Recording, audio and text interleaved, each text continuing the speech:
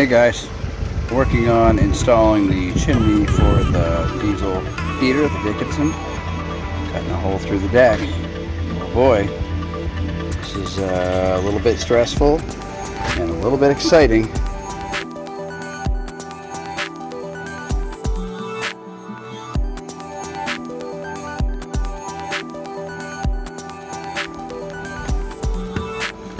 Moment of truth.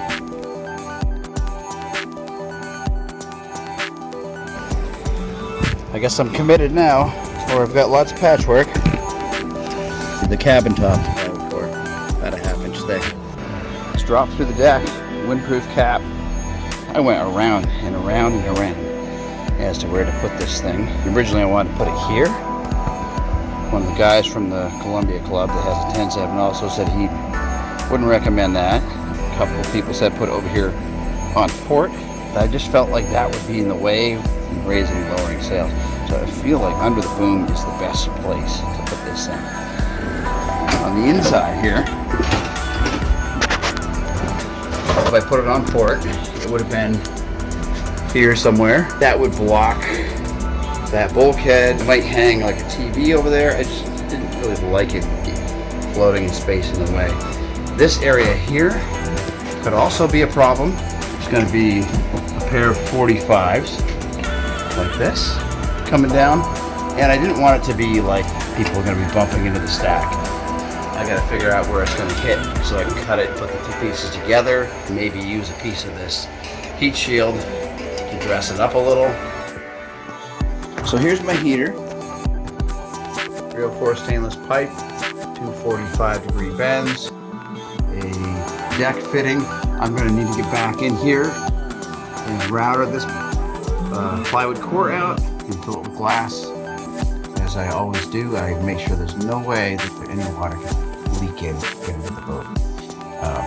Well, to the best of my ability. Sliced river rock mosaic tile. It was something I found at the local tile shop, remnants, and it caught my eye. It is live edge, as you can see here. I don't really know how I'm going to finish that detail. I'd be interested in any ideas if you have them. These are stainless screws here with a little trim ring. They go through the material. So I have a 3/4 inch airspace behind this, a 1/2 inch copper coupler. And you can see it's not really well centered, but I've got a little rubber washer in there I put in there just to absorb some of the shock. And it is bolted through with that stainless hardware. And I have a bunch of those holding this up. I have to see how it holds up in, rough seas, bouncing around. And then the heater itself is held on with 4 stainless screws and trim washers. And it's mounted on this aluminum bracket that comes with the heater, 2 of them. There's a barometric pressure valve in the system. Mine is 18 inches up. I went happy medium on everything here. They called for between 1 and 2 feet. I actually cut it right through the heat shield. Tried to trim it in real nice. This diesel heater likes to have about 6 feet of draft or flue, and I am 5 3/4 of a foot, counting all the bends and things. So it will run with 4 foot to 8 foot draft, but it really 6 is where you want to be. So once again, I am almost right in the middle. It doesn't like the bends. Go as straight as you can. It just wasn't an option in this boat. The other clearance you need to be concerned with is it likes to have 6 inches minimum between the cabin soles and the heater. It likes to have 12 inches from combustible on the sides. It needs a 2 feet clearance above the heater, minimum of 2 feet, and a minimum of at least one of these sections of heat shield on the pipe. Entertained buying another section, add a little bit more, but I think this will do it. It's got one bracket on there, and if you come through here and were to bump into this with your head, it's going to keep you from getting burnt on the heater. The hearth also needs to be at least 2 feet above the stove, so somewhere in here, and I went all the way. This is not a lot of explanation. I thought it was just a heat shield that goes underneath. Saw somewhere they call it a drip pan because there is an overflow, and you don't want that to be plugged or shut off. And I'm going to have this overflow into a tank. This is just a universal radiator cooling tank. It sounds like a couple of drips is normal. You might occasionally have more than that if the valve gets plugged. Just a disclaimer, I've watched everything I can find on these. I've read the manual. I've never done this before. Don't take everything I say as the best solution, because I'm just learning as I go. So inside there's a burner pot, just an empty pot with holes in it. The holes inside let air in, and in the bottom is where the diesel fuel comes into the stove. Open the valve, get a little bit of diesel in the bottom of that. You light that diesel, and then it takes a while to warm up. It's real similar to like a wood stove. What goes in this system is this thing, which they call a superheater. The inlet's underneath here, that hole there. This transfers the heat up above the ring. Nothing special really, it just sits in there. They call this the fire ring. Caps off the top of the burner pot. Properly ranked flame is going to burn above this burner ring. It's not going to burn below that. It will burn below that while it's warming up. This is just a kind of a deflector. It drops inside here like this above the burner ring, reflects the heat back down, helps things burn more efficiently below sulfur diesel. And then there is a fan switch here, on and off of the fan, and it's variable speed. I'm told this gets very hot. Don't open this while the heater is working. This little brass screw. And I'm also told that it can be easily cross-threaded, so be careful. Normally, you have this cover here on the front of the heater. But for now, I'm working on the plumbing. This line that I've kind of started to pre-bend, this is a 3/8 copper fuel line. It requires copper for at least the first 3 feet of the fuel system. You can use something different for the overflow. I have got 1/4-inch copper for that as well. Here's my fuel line. It's coming up into a hanging locker on the starboard side of my boat. I found this tank on Amazon. I'm actually going to mount it on the inside of this locker like this. It's a 2.5 gallon tank, so it burns about 1 gallon a day. I should only have to fuel this up every other day. Of course, I'm going to compensate for the keel of the boat. Drill this hole through. It doesn't come with fittings.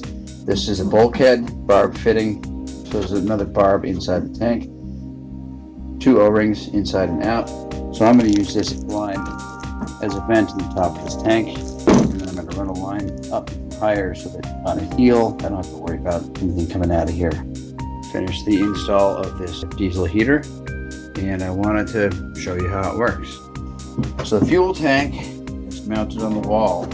This is what they call a day tank in the book. So it's not connected to the main diesel fuel tank. And as you can see, the fuel line comes out of the bottom. So there is a barb inside the tank, which gives it a kind of like a static level at the bottom where water and stuff would collect before it gets into the heater itself. And then it has a fuel filter. That's a 10 micron plastic filter. You can see through the tank. If there was junk in the tank, you would see it. And again, you would see it in the filter. And then it goes into a soft rubber line for the filter. Requires a 3-foot copper line going to the heater. And then on the bottom of this, there's a shut-off valve. So next, what I'm going to do while I'm discussing the rest of this install is I'm going to turn on the fuel, and I'm going to open the valve on the heater as well to let fuel flow in. From that valve, which is a fuel on and off valve, this big line here, 3/8 line going into the heater. So that should be filling the bowl. Now inside the bottom of the heater, I showed you where I pulled it apart the other day. And then this is the return line. So if there was a plugged valve, or if you were to fill the tank with that valve open, put some pressure on the system, it's going to overflow through this line here, and it goes back around and it drops into this little reservoir tank.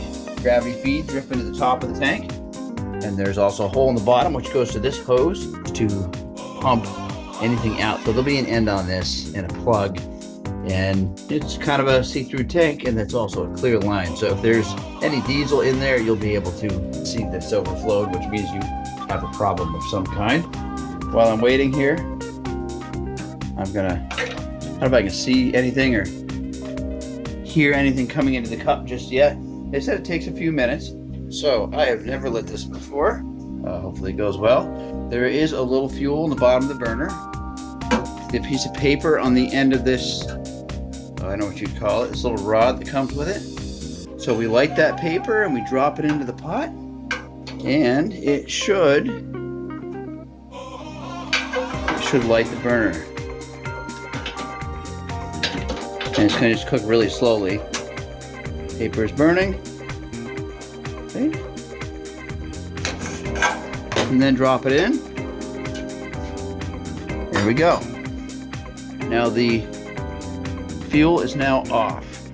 I'm going to close the door. There should be no more fuel coming into this heater.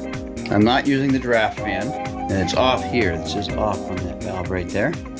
I can also, just in case, shut it off below. I will be back with you in a couple of minutes while that's warming up. You can see that the lens into the firebox has started to clear. There's some moisture in there. And I have reinstalled the shroud that goes on the front. Fuel is still off. It's just burning up the excess fuel inside the box. It's actually turning blue. That's good, I think. When it almost goes out, I'll turn the fuel back on and let it run. This works like a wood stove. It takes a bit to warm it up, and it takes a bit to cool it down. So it's not something that's going to happen instantaneously. Adding some fuel, removing some fuel to control that portion of it. And then you can also play with the airflow. It's starting to burn above the burner ring. I still haven't added any fuel.